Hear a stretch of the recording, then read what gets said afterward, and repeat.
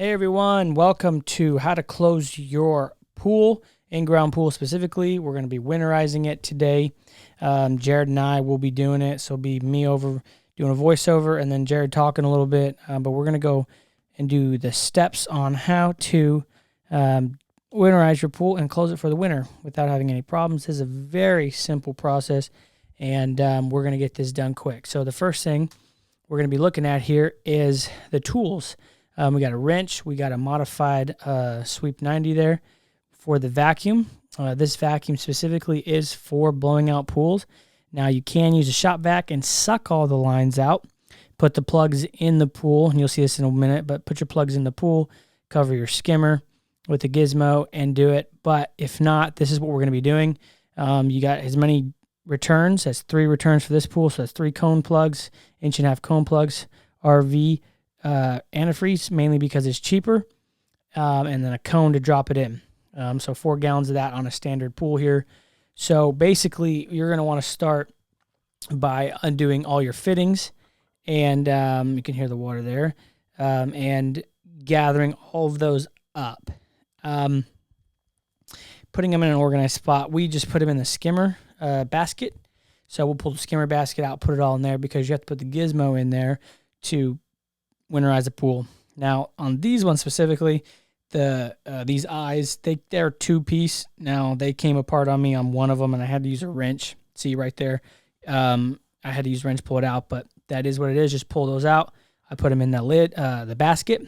We set that in the garage, and then we'll be throwing this gizmo in there, and I'm just screwing it down. Make sure it's got a seal, and make sure it also has a blowout cap. You want a gizmo with the blowout cap, and no, I am not making that up to be funny. That is called a gizmo, is what it is, but, you know, that's what it is. See, I'm taking out the plug there, and then to make sure it's nice and tight and sealed, and the water should not seep in there from your overflow. And then when you put that cap in, it should prevent all of that. All right. Get everything back inside the filter except for the filters. Like I said, we're leaving those in the garage all winter. We'll go ahead and clean them later. We'll get them completely white and store them away until next season.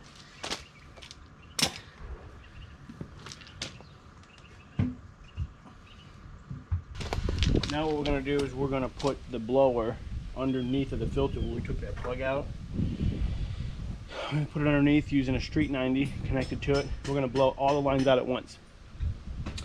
So we're going to blow the returns out, skimmer out, drains. We're going to airlock the drains, plug off the returns and skimmer, and then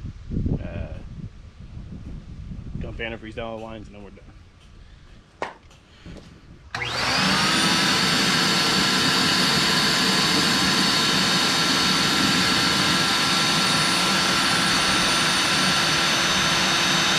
So that's what you want to see right there. All the water blowing out till it's all clean. You can see the returns in the background. They're bubbling up water. You want to make sure that skimmer is completely out and just blowing air. And then you're going to want to start plugging the drains, as you can see me filming over there. And this is the shot. Yes, sir. And I got a little arrow here. You want to make sure there's no air getting in, so the bubbles are a good indicator. So just beware of that. So you just want to plug all 3. It's pretty simple. It pretty much looks like this if you've never done it. Those cone plugs do a good job. It actually sucks it in kind of. So, but you do want to press in there as far as you can and then twist those, screw tight, and then you might have to come back and adjust them if you see some bubbles. But that's very important, and you know, and make sure you have that right so no water seeps in over the winter, and secure your lines.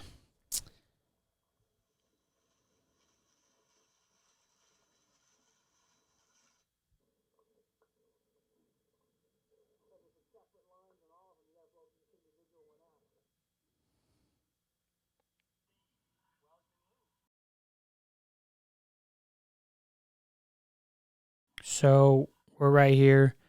The little teamwork. You can see the tube. He just stuck in the return line and then just funneled 3 gallons of antifreeze in it.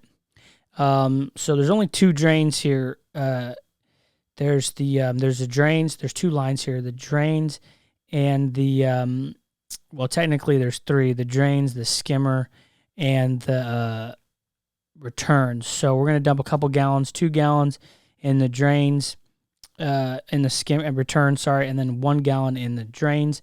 And then I'm gonna come over here and do a gallon in the skimmer. You can use that same funnel if you want it. We just made that out of a little funnel from the store and a hose, but you know, or I just dump it in there. You get water in your pool; it's no big deal. This antifreeze, we don't filter this antifreeze out.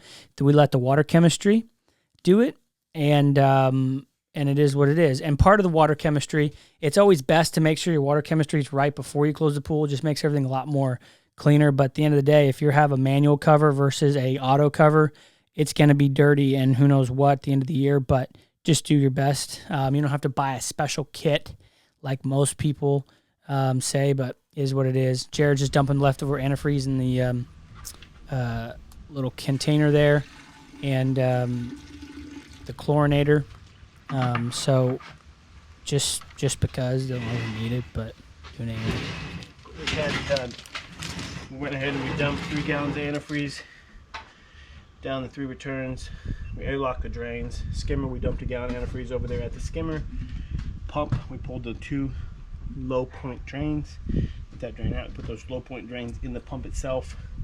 Filter, we put the cap back underneath us so we don't blow it out. I dumped a little antifreeze inside of the chlorinator.